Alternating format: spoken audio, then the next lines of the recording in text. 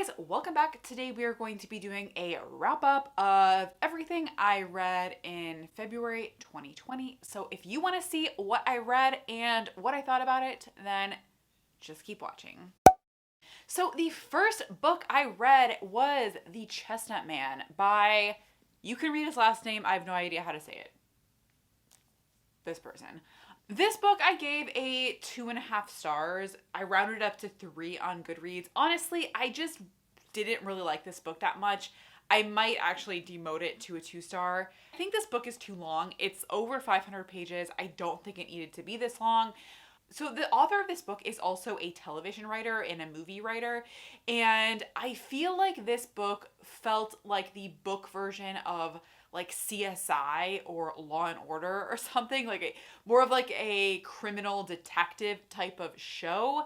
And it was like a lot of switching between different scenes, different characters, and I felt like I just couldn't really connect to any of the characters. So because of that, I just didn't really like it, honestly.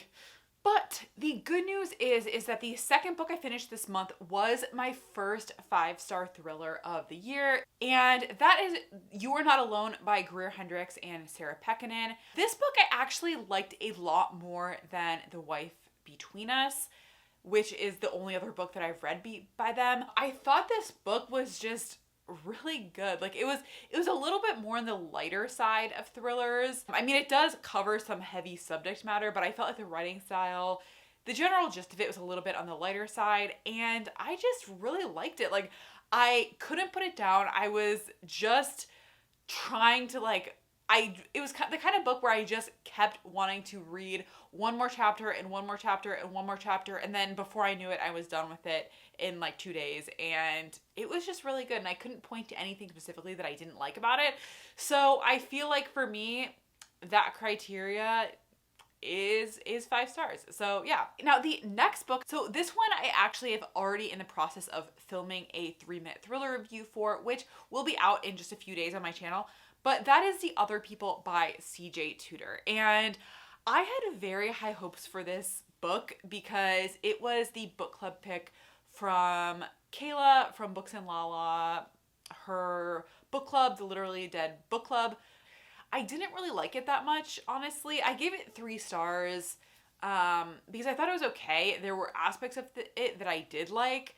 There were some good plot twists and stuff like that. But the main thing I didn't like about it, it was just so depressing. Like the main character is suffering from major depression. Basically, he's gone through a lot of really bad stuff in his life. His whole life has fallen apart, and his life is objectively very depressing, and it comes across in the book. Like, I will just say that it was kind of a drag to get through because it was just so depressing, like, honestly. And I get that, like, most thrillers I read are about depressing subject matter. Like, most of the time there's some sort of murder or something.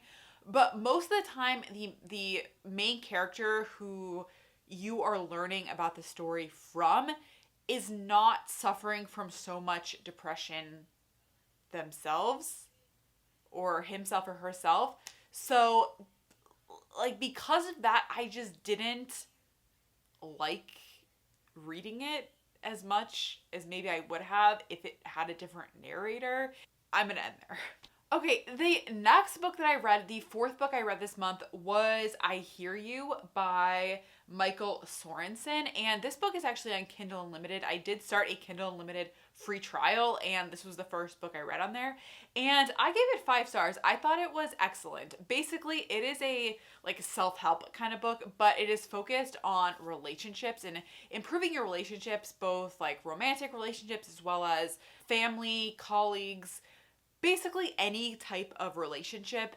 And it focuses on validating other people. So it basically talks about the fact that, like, people, when they are talking to you, most of the time are seeking some sort of validation that their emotions are valid. And it basically just gives you some practical tips to helping to validate other people, essentially. I think there were a few small issues with it. I put those in my GoodReads review, which I will link my GoodReads information down in the description. Basically, there were a few tactical issues that I had with it. I felt like it was oversimplified in a few instances, but overall, I still really enjoyed it. It was short and sweet. Like some self-help books are just like so long and repetitive, but this one, it was kind of repetitive, I'm not gonna lie, but it was short. So yeah, that was number 4. The 5th and final book that I read this month is, where'd it go?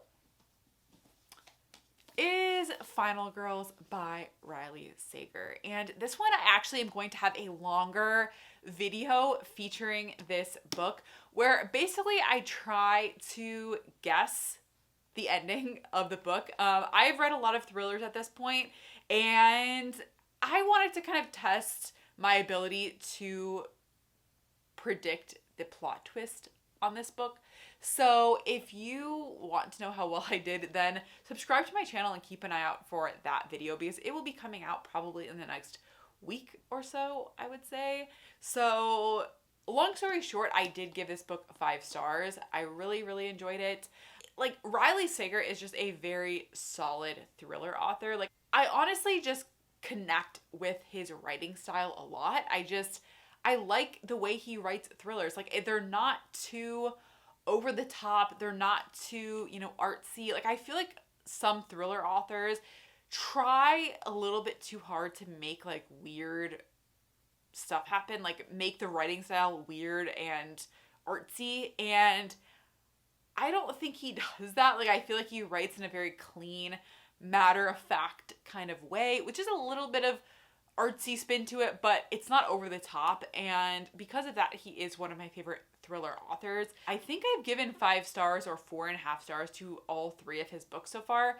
I would definitely recommend Final Girls, especially if you have already read and liked his other books, then I would say definitely pick this up. I believe this is his first book that he did publish, at least under the pseudonym Riley Sager, which I just realized is actually not his real name, but that just is an interesting tidbit. So yeah, that's it. Those were the 5 books I read this month. I was kind of hoping to get to more books because I think last month I did fit in 10 books, and this month I was a little bit of an underachiever, but I'm still happy with 5.